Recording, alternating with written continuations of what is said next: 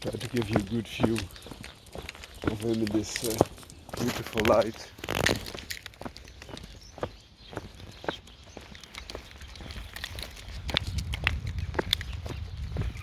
So I try to hit the sun here again for you, so you see it shine. Gorgeous little fella. So it's now 1 year, 9 months, and oftentimes dogs mature up to 2 years, sometimes even further, but smaller dogs mature earlier, and he was already quite ready after 1 year. Of course you can have some minor changes, but that's about as good as it gets. Nice body, agile. The funny thing is with Patterdales, contrary to many other dog breeds, the females are often more bulky for their size. So the males have longer legs in general, and also less plekken. Nee, denk ik dat and less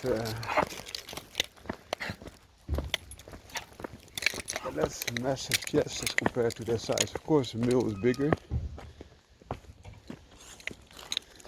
and stronger, but for their size, those females are quite massive, and I think it has to do something because they are smaller. You still want to have maximum presence when you enter them there in the fox dens or badger dens. So even the females need to be very powerful. It's a funny thing. I hope other people also have found this out.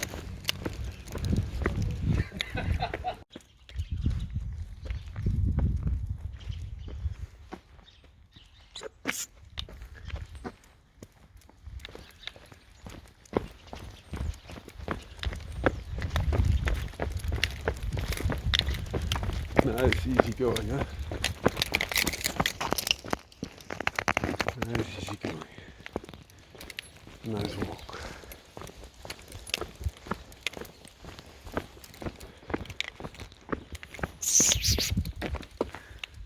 Yes, Mikey.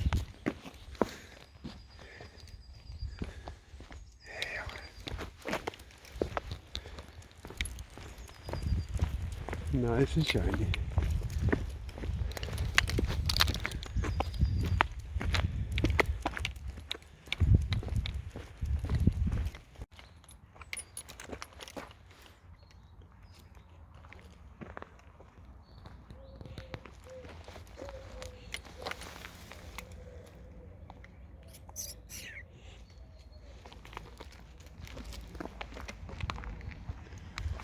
Mark the territory.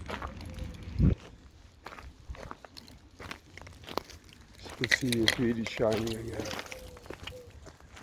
Once the sunlight hits the coat, as you can see here, it's in the shadow, and then we go to the sunlight again, you just see it shine.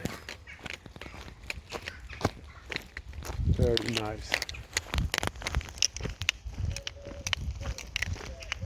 Very nice. So one more time. Hitting sunlight now. There it comes.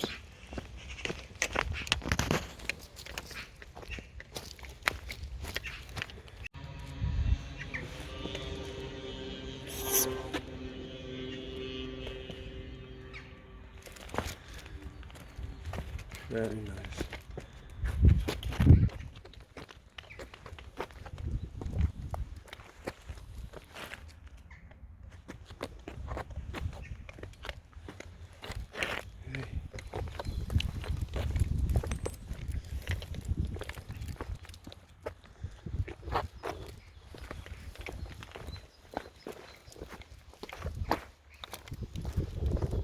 Hé jongen.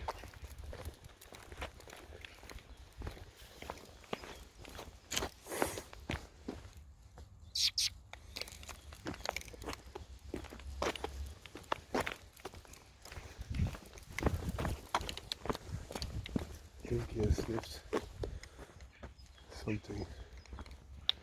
Perhaps a bitch in heat. He's really marking his territorium now.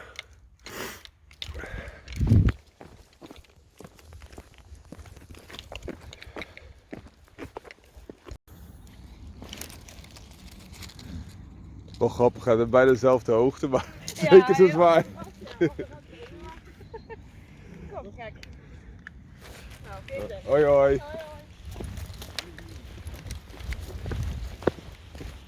Goedemorgen. Dat was toch mooi. Zo. Voilà. Kom, kijk aan zo, dus zijn goed. Ja, dat zijn we voor, hè? Hoi hoi.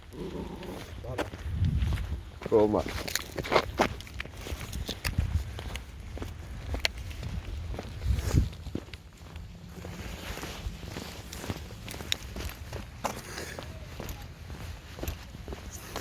Yeah, nice. Nice musculature.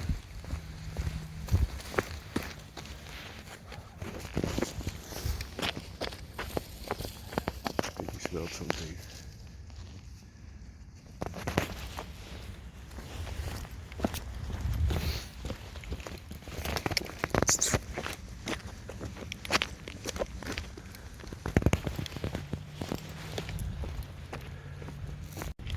Today we will discuss wash and wipe dog ownership. So what do I mean with this term? If you look at dogs, some dogs need quite a lot of work, others are almost carefree. And I'm referring to the latter. So for example, if you have a dog with a very nice fluffy coat, you also have to comb it a lot. And otherwise the coat will get entangled and also dirt will build up. Whereas if you have a dog with a smooth coat like this, you have no work. You do not even have to comb them and still they look like this. Like if you feed them well and exercise them well, they will just shine from health. And that's what I apply to. The same with humans. If you're a man, you can have very long hair, you can have a long beard, but it takes a lot of time to keep it in a good condition. Whereas if you keep it smooth and easy, it's just wash and wipe. And you're good to go. Also, if he has played in the dirt, this little guy, I just take a towel and wipe him off once. And it takes off all the dirt, all the moist, everything. And that's an easy thing in life. Another thing, you could also do it a little bit more on a psychological level. If you have a dog that is is demanding a lot of you, also in the way, of course every dog should needs exercise and also mental exercise, etc. But sometimes if you have a dog that's so far away from the normal things that you do that you have to make compromises a lot. And if so, this can be quite intrusive. For example, if you have a dog that barks for every sound that it hears, you will go and adapt to that, because you do not like this barking perhaps. I would not. But also, if it barks, you will think it cries wolf again. Whereas if you have a dog that only barks when there's really something, and can discriminate between the normal things in life, but also if something is really amiss, you have the benefits of a watchdog properties. You will not have all the trouble also with people around you that go nuts from all those barks. And that is something I really like. Also a dog that can be relaxed in house. For example, there are two elite working terriers at this moment.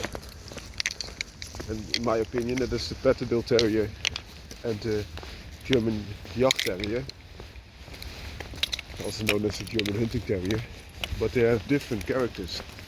Patterdales are far nicer in house, whereas Jagd Terriers are almost they keep on being extremely active, almost neurotic in my opinion, whereas a Patterdale Terrier can also have an off button, so to say, which I like a lot. So that's my philosophy about wash and wipe type of dog. I'm not promoting to wash your dog too much, only if needed. And sometimes it can be only once in so many months, or not, or never if it can swim.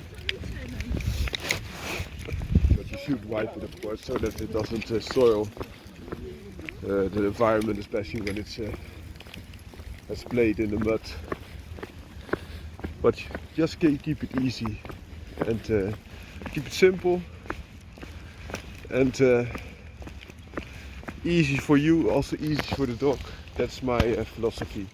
And that doesn't mean that I do not have respect for dogs with a bigger coat, or that I cannot enjoy their beauty, because I can, but I like this a lot more practical, and also very nice bonus that you can see the musculature very nicely, as you can also see here with Estacado now.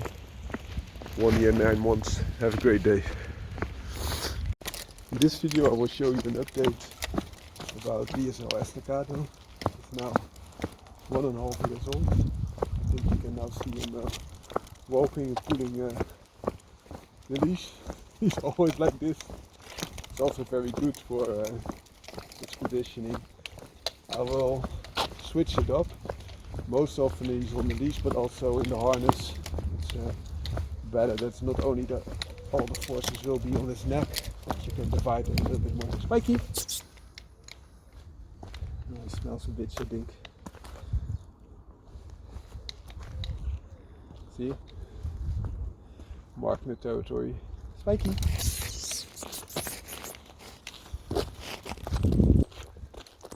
So I hope this is a nice small update to show you how he's maturing. Have a great day. In this video we will discuss the Banter Bulldog. And where does this dog sit? This dog sits between the modern day boxer and the ancestor thereof, known as the Brabanter Bullenbeißer. So this is like Dutch, because Brabant is a part of the Netherlands, the German type of Mastiff, or Bulldog in my opinion. It's more of a Bulldog. Bullenbeißer means in German the dog that bites the bull. So this would more be a Dutch-German Bulldog. That being said, this dog is now extinct. It is one of the ancestors of the show dog that we now know as the boxer, and that's a boxer population completely assimilated the left, those left of the Bullenbeißer, Brabanter Bullenbeißer. Next to the Brabanter Bullenbeißer they also used especially English Bulldog blood, and most dominantly English Bulldog blood of show stock to further flatten the nose. And the English Bulldog blood of show stock, it's in a later phase was used to refine the dog that we know now as the boxer. Has a flattened nose because of pug influences, which is just a show toy breed. But there's no functionality.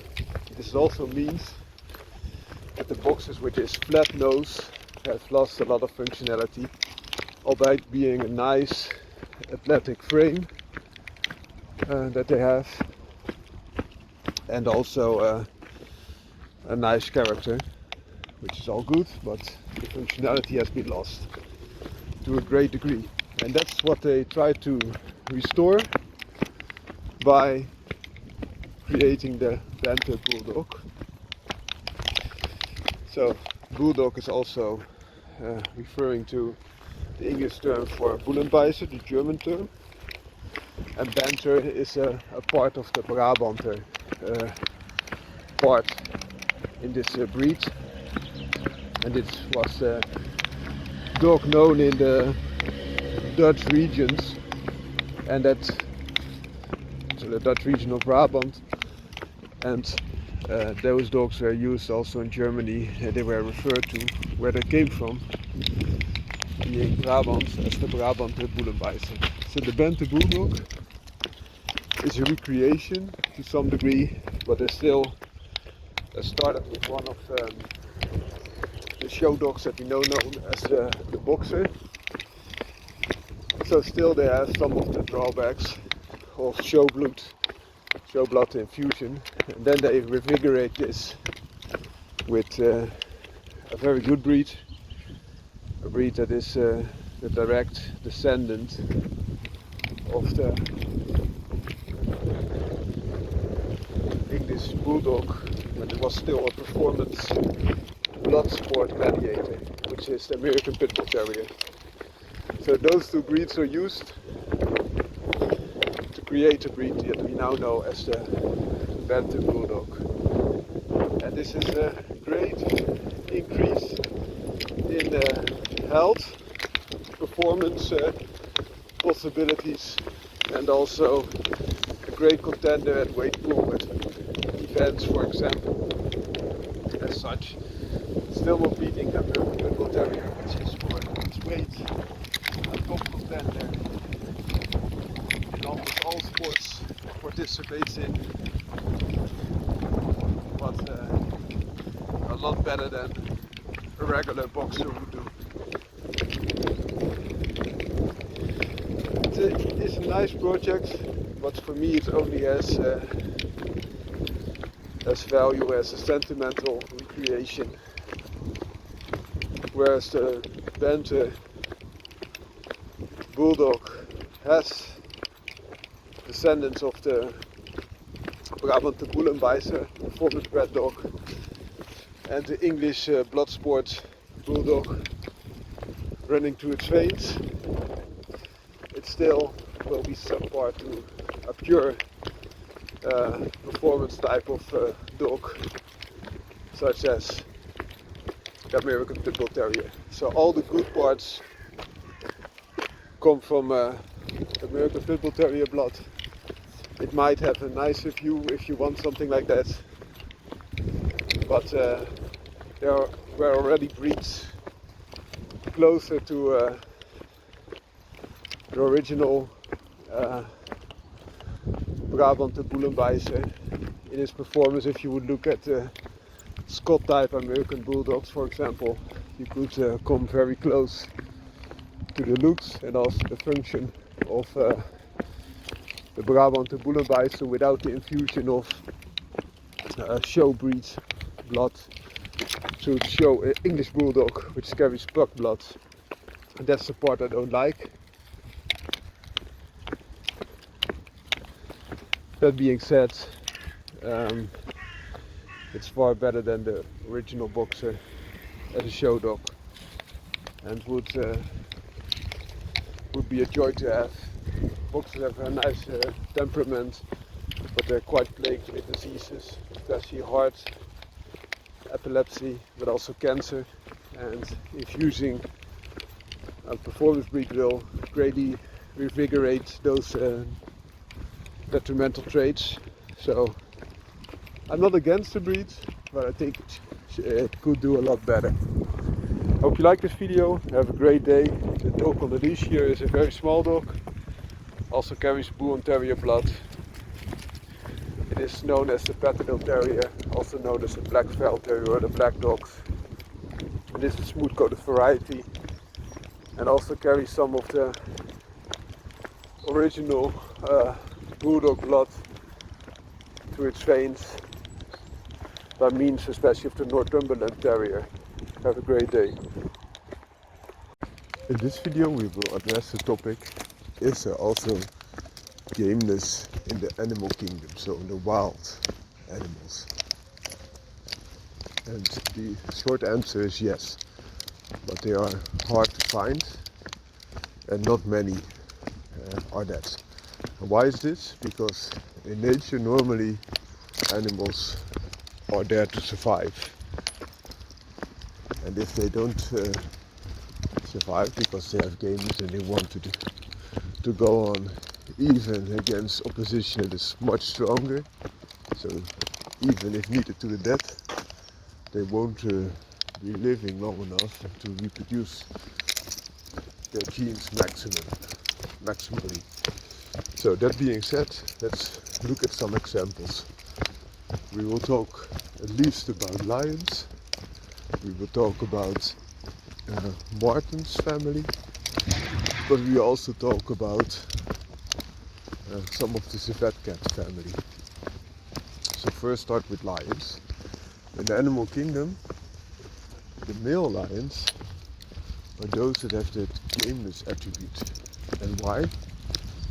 The female lions are the best hunters. So how come that those male lions are those that have the gameness trait, whereas the lioness are the hunters, the male lions are the protectors? So especially if other male lions come and try to take over this group of lions, and oftentimes they also kill the lion whelps, because they don't want to raise other male lions with genes but their own, and that's a big problem for that group. You will be wasting genetic diversity.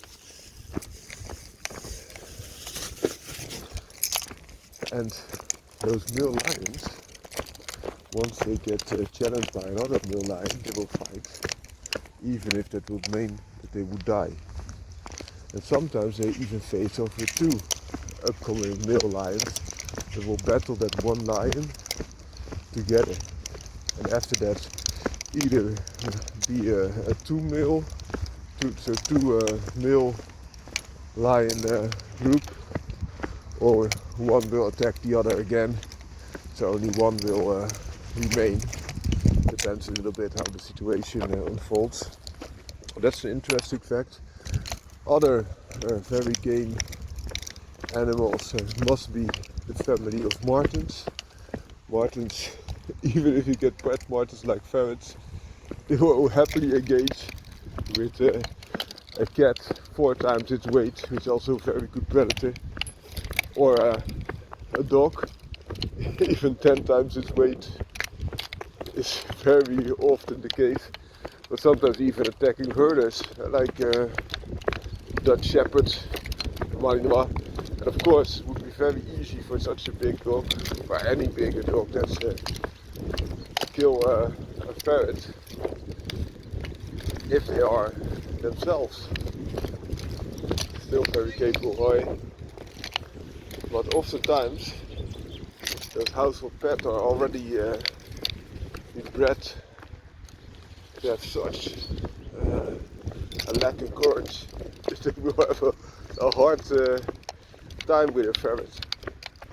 But so a ferret is a domesticated polecat, and also polecats are known to fight cats, sometimes even venomous snakes, such as, how do we say that? I think viper is the best way to describe them. We have European viper, for example. And a similar case could be made for an entirely different family, being that of the civet cats, where they have the mongooses fighting with big venomous snakes and also killing them. But sometimes also those snakes kill them. So it's a very interesting thing. But let's stay with the marten family. Other very game martens are, for example, the wolverine, that even chases away wolves or bears or even polar bears from their own prey. And it's such a compact gladiator. Other examples are river otters or other otters that even fight and kill small crocodiles, Gameness, or also snakes, even small anacondas have been killed by them. Other examples are the meager weasel, who can be like 50 to 100 grams and killing rabbits more than 20 times its weight. And yeah, a rabbit is still just a prey, but they will also engage very hard with each other. They will engage rats, and rats are quite capable of killing animals, including their own. For the size, they are quite big, and they will engage a bigger rat and kill it. They're really good, feisty little buggers. And you have a little bit bigger, the ermine, similar traits. Polecats already mentioned, but also there are some martens that are less likely to fight, including tree marten and stone marten, but also you have the fisher marten in the United States, like a smaller wolverine, also very interesting to see. Then we had the civet cats. I already mentioned the mongooses, but also the jet cats, which is a different trait. And fossas are known to be ferocious little fighters. Another example could be made for, that we didn't address yet. There's another very big cat that is really going. Hey. Against a very stiff competition, and it could be either the snow leopard that you will even face off with 4 livestock protection breeds, for example Tibetan Mastiffs, and also the jaguar, which is able to kill anaconda but also crocodile types. But both the snow leopard and also the jaguar are very fierce and also solo fighting big cats, and also sometimes Siberian tigers or Bengal tigers face off with very strong prey, even bears. So also very strong, and also a bear can win from a tiger, of course, but this is not the type of gameness I was referring to. Another example of the marten family would be the badgers. Badgers are known for many a dog as the ultimate test. Some say that the otter is even a better test, but they are almost extinct everywhere in Europe. But very ferocious, will not back down. But there's an even more ferocious badger. I'm not talking about the American badger, which is a lot more aggressive than the European one, but a lot smaller as well.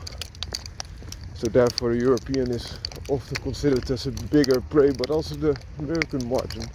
The American badger is a very formidable quarry, but there are other examples, especially the honey badger of Africa, which faces off on a regular basis with a very big, strong competition, including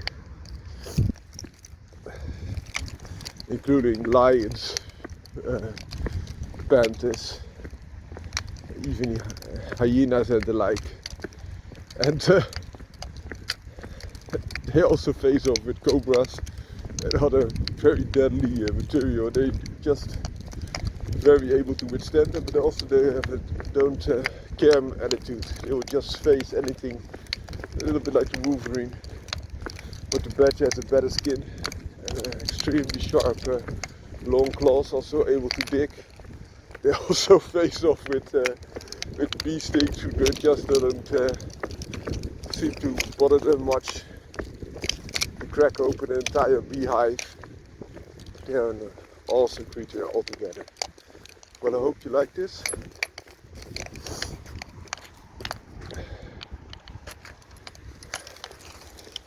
I hope you like this video, and I'll give you also a little bit more of insight that gameness can be a trait also found in nature. And why could be the big question. In case of lions, it would be easier to explain. If that lion loses his pride, then he will be in big trouble, because he's already old, and it would be very unlikely that he would be overthrowing another male lion from its pride. So he has to hunt for himself and often die.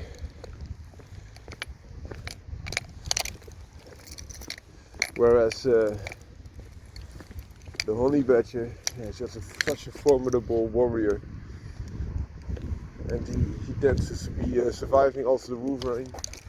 Many of other big creatures will just move away when they see the wolverine, because they already know how much of a warrior they are. Same with honey badger, but it's quite hard to understand why they pick such a formidable quarry. Perhaps because others don't, and they just fill the niche, but it's interesting to conceptualize a little bit more. In an earlier video we discussed gameness in nature, and we gave examples of creatures that can also be game in nature. So gameness is the ability and the willingness to go on even if the odds are stacked against you. An example would be the honey badger that will face off with a leopard or a big baboon or a lion. And other examples are male lions that defend their pride against other male lions, even till the death. And multiple examples were mentioned, including also wolverine and, for example, mongooses, or mongooses, so to speak, fighting with king cobras, etc. But that being said, we didn't include canine members in this overview.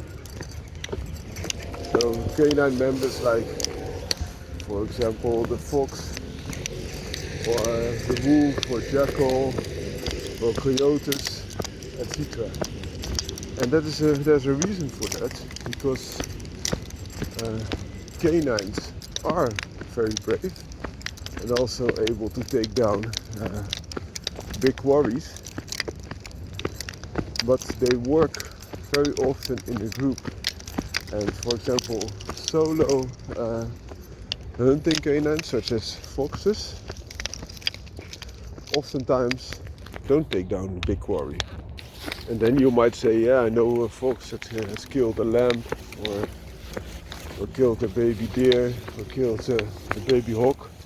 Yeah, sure, and they do that. And that's still a big prey for a fox. But the same size, this Patterdale terrier would face off even with an adult hawk. Not win, mind you, but it's a different kind of bravery.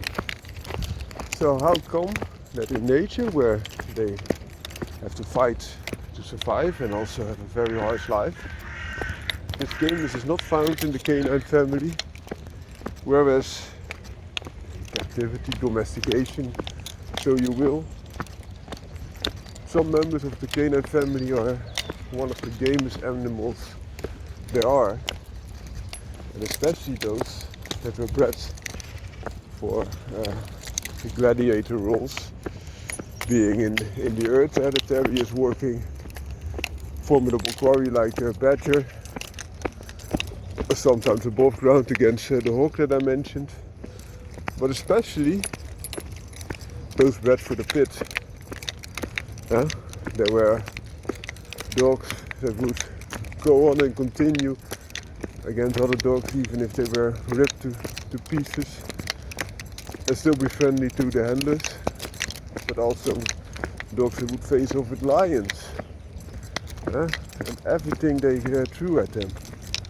And that's an interesting fact, because that gives you also insight at what I mentioned earlier, that I think the Rouen Terrier breeds are the most developed dog breeds there are, because they are so much developed outside the scope of the natural scope that a wolf, a natural canine, has. So if you're interested in this topic, I also have the literature studied about those extreme activities that they had.